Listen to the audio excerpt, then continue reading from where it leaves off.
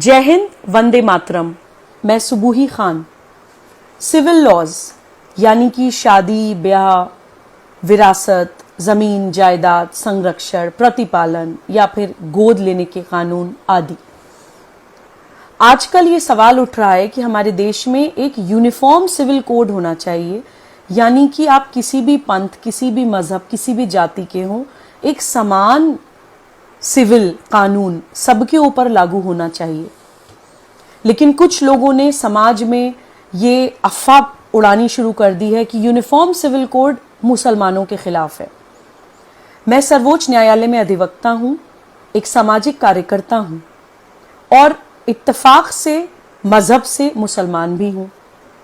तो मैं इस विषय को क्लियर करने के लिए आप लोगों के सामने इसलिए मौजूद हुई हूं क्योंकि मैं ये मानती हूं कि मुसलमान समाज को यूनिफॉर्म सिविल कोड की आज सबसे ज्यादा जरूरत है। मैं आपको कुछ उदाहरण देकर ये बात समझाने की कोशिश करूंगी। हम लोग राष्ट्र जागरण अभियान नाम से एक अभियान चला रहे हैं जिसमें हम भारत प्रवास पर हैं। उस अभियान में प्रवास करते हुए हम लोग हैदराबाद पहुंचे। वहां हमें जाकर पता चला कि हैदराबाद में आज भी अरब से 70-70, 80-80 साल के बूढ़े शेख आकर 12-12 साल की बच्चियों के साथ निकाह करते हैं। उसको नाम दिया है मिस्यार मैरिज, यानी कि ट्रैवलर्स मैरिज। जब तक उनकी यात्रा चलती है तब तक वो निकाह चलता है। जब वो यात्रा खत्म हो जाती है तो निकाह की एक्सपायरी डेट आ जाती है। एक छोटी सी बच्ची का शारीरिक शोषण करके, दुष्कर्म करके ये शेख अपने देश चले जाते हैं और बोलते हैं कि इसकी इजाजत उनको शरिया देता है। आज भी मुसलमान समाज में पुरुष बहुविवाह करते हैं। अपनी बीवी के होते हुए अपनी बीवी की मौजूदगी में दूसरी बीवी लाते हैं। आप सोचिए कि एक महिला का शारीरिक, मानसिक, मनोवैज्ञानिक, आर्थिक हर तरह का शोषण करके ये पुरुष बच के निकल जाते हैं शरिया लॉ की आड़ लेकर। छोटी छोटी बच्चियों के साथ, 12-12 साल की बच्चियों के साथ किसी भी उम्र का कोई व्यक्ति, जवान हो, बूढ़ा हो, निकाह कर सकता है, यह बोलकर कि शरिया में 12 साल की बच्चियों के साथ निकाह जायज है। जब कोई बच्ची प्यूबर्टी अटेन कर लेती है, उसको पीरियड्स शुरू हो जाते हैं, तो शरिया के मुताबिक उसके साथ निकाह किया जा सकता है। ऐसा इन लोगों का मानना है। एक होता है अडॉप्शन, यानी गोद लेने का कानून। मुसलमान समाज में गोद लेने का भी कोई अधिकार नहीं है। अगर कोई मुसलमान महिला किसी भी कारणवश बच्चा पैदा नहीं कर पाती है तो उसको यह अधिकार नहीं है कि वो अपने देश की अडॉप्शन लॉज का इस्तेमाल करते हुए कोई बच्चा गोद ले ले, क्योंकि उस महिला के बच्चा पैदा ना कर पाने की स्थिति, उसकी वो एक दुखद स्थिति भी मौका देती है एक मुसलमान पुरुष को कि वो दूसरा निकाह कर सके इस बात पर कि तुम तो मुझे बच्चा नहीं दे सकती हो, तो मैं दूसरी शादी करके मुझे बच्चा चाहिए। गोद लेने का भी अधिकार एक मुसलमान महिला के पास नहीं है। देन गार्जियनशिप लॉज, यानी कि सरपरस्ती, संरक्षण के जो कानून होते हैं देश में, वो भी मुसलमानों के ऊपर अप्लाई नहीं होते हैं।